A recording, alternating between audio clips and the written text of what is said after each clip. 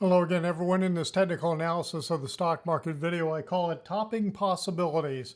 Because what we're going to do is we're going to look at where the Dow, the S&P 500, the Nasdaq 100 are in terms of their topping sequence. What did they do at the top in 2000 and in 2007? And how does that compare to where we are now?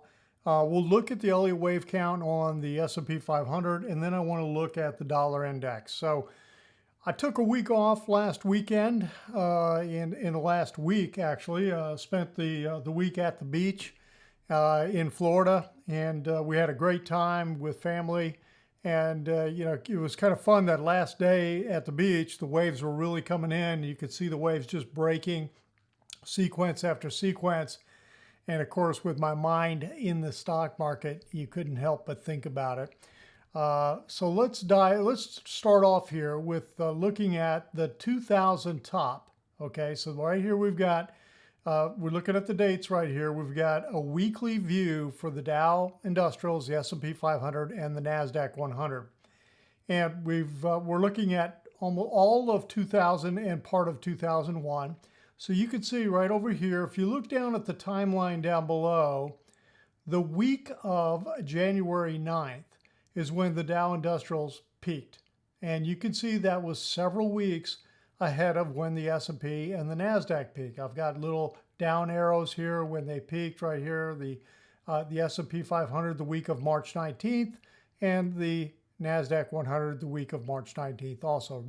These two both peaked at the same exact time. In the sequence was what? It was about, let's see, 2, 4, 6, 8, 10 weeks. It was about 10 weeks after the Dow peaked. Okay.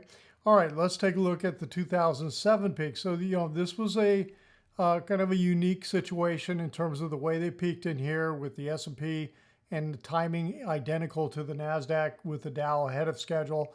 And then let's take a look at 2007. Okay, so here is the view with 2007, all of the same indices we've got up here. The Dow peaked the week of October 7th, and in this time, the S&P 500 peaked at the same exact time, the week of October 7th, okay? Now, what about the Nasdaq 100? It lagged, in this case, by only 3 weeks. It peaked the week of October 28th. So a little bit different scenario, just slightly different in terms of the timing that they had in here. It's also interesting to see you had a pretty strong peak in July. And then we had a sell-off into August and then the rally into October. And let's take a look at where we are today. Okay, here's the current situation. We've got the Dow where it peaked intra-week high the week of May 9th, and actually the actual high was on May 10th.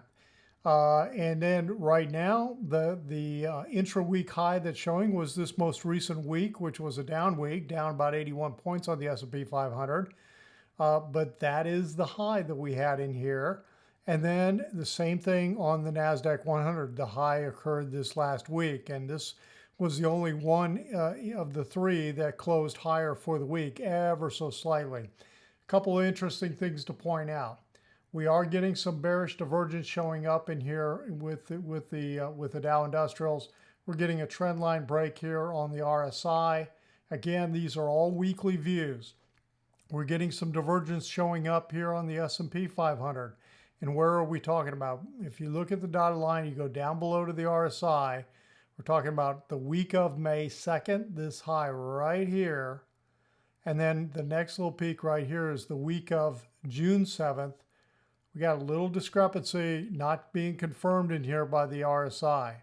Okay, a lot more weakness that's showing up here on the Nasdaq 100, but it has continued to push higher in here. It's going to be interesting to see what develops over here with this last, basically all the price action in 2021. What develops? Is it some kind of an ending diagonal pattern? It's kind of interesting. It kind of looks that way when you look at it just on a weekly view like we've got on the chart. All right, let's take a look at the S&P 500. I want to drill in and take a look at this from an Elliott wave perspective. But before I go there, I want to just mention that if you'd like to have more of this kind of information on a regular basis, head on over to joehenches.net. Check out the website, check out the membership. We talk about all of this in a lot of detail every day. All right, let's take a look at the S&P 500.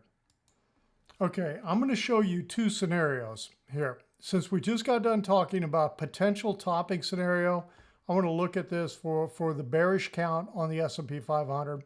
And the way this looks to me is coming off this minor wave 4 low in September.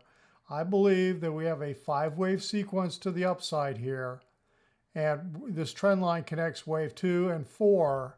And it's a very real possibility that we've got the 5th wave sequence in here for minor wave 5, okay, which would complete intermediate wave 5, which is the entire push up from the March 2020 low.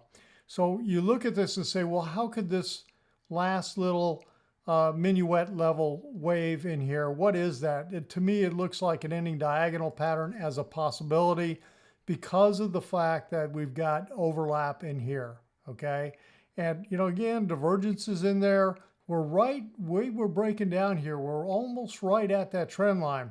Now, to get this in sequence and in sync with the Dow and breaking down, what you really want to see with from a bearish perspective is for it to come down and take out these May lows. Okay, the Dow's already done that. So what would be the bullish scenario? The bullish scenario would say, we're not quite there yet, and that what we are doing is that we've got one more wave to the upside that we're trying to finish off, and that this wave in here is really a leading diagonal type pattern, and that we're trying to flesh out 5 waves up in here as we push higher. So again, watching to see, do we get further breakdown this coming week or the next 2 weeks? Do we take out these May lows? Or do we reverse and continue to push to the upside here and take out the high of this last week? That's what's going to be critical to the 2 count. I just want to make you aware of the fact that you really have got 2 possible scenarios in here, and they both fit. All right, so let's take the other thing I wanted to look at today is I wanted to look at the dollar index. Okay, here's the view on the dollar index. This is a weekly view. This is what we've been looking for. We're working for this cycle wave 2 to finish. And we believe we've got a big ABC corrective pattern that's underway. I'm looking for this C wave to finish. Here's the 5 waves down. What's kind of thrown us a little bit as I look at this is the price action of the index this last week. Really did not expect this deep of a move for wave 2, but it fits in terms of a wave 2. Easily could be that deep from a wave 2 perspective. But here's the caution.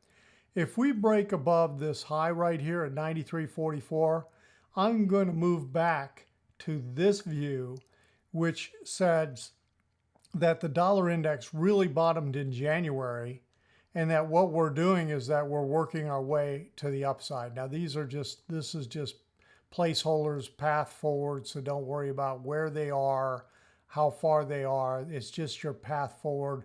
What I do is you kind of lay it out, and then as the waves get in here, you start to label them more accurately. Okay, so that's all we're doing. Don't worry about where these are and how far they are and how much of a pullback or any of that kind of stuff. The focus is right in here on this. So if we take out this high, back over here, let's go to the scenario. This is the scenario we're working, thinking we're going to subdivide lower, finish off 5th wave. But if we take out this high, before we come down and take out this low, then I am going to move back over to this scenario here that says the bottom was in January and we're heading higher in a cycle wave 3. Okay, that's it for the dollar index. That's it for the video this weekend. Hope everyone has a great weekend. If you felt like the video was helpful, give it the thumbs up. If you're not a subscriber to the channel, hit that little subscriber button and hit that bell so you know when I put a video out, you'll get notified. And again, if you'd like to have more of this kind of information on a regular basis, head on over to joehenches.net, check out the website, check out the membership. All right, that's it. Everyone have a great weekend. And to all the fathers out there, happy Father's Day.